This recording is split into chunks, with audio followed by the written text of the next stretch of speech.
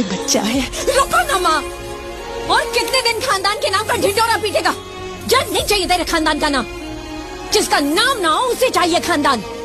मेरे पति का नाम लेकर पूरा चित्तौड़ जी रहा है। कौन है तू? पुष्पा बहू का मैनेजर। और तू? पुष्पा का दोस्त। तू? भाऊ का ड्राइवर। और तू?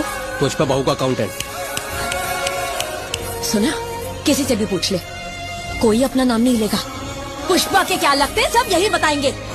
चल इन लोगों को छोड़, बताओ ये कौन है? पुष्पा के भैया। कच्ची मचाली। देखा देखा, ये मेरा पति।